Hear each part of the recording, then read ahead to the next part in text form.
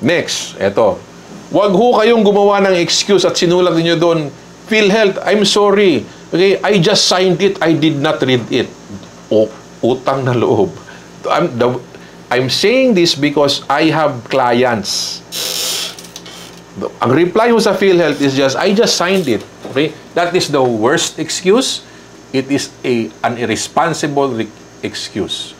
If your lawyer will agree with this, please change your lawyer. Okay? So don't say na hindi ko binasa, pinirmahan ko lang. I also have a client before. The solution was a head-on collision with PhilHealth. That is not a strategy. That is suicide. Okay? Always take note kapag may legal, this is a business decision. Okay?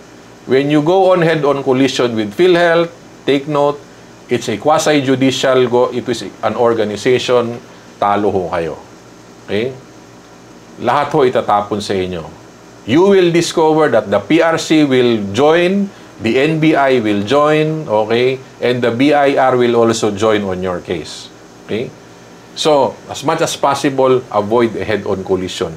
If your lawyer will say, we will do a head-on, okay, palitan nyo ho yung lawyer ninyo. I've seen this several times. The hospital, revoke ho ang kanilang accreditation, okay, and they are now selling their hospital. Okay? Not once, but few times already. And please take note, there is this criminal offense already. Okay? Because of the UHC law, the legal ho ng PhilHealth and DOH may criminal offense na ho. So, at this point ho, question. Okay? Please type number 1 if naintindihan ho ninyo. Please type number 2 if hindi ho ninyo naintindihan. If you are still with me. May I know? Okay, thank you ho, Doc. Thank you very much. Okay, thank you po. Number 1, number 1, number 1.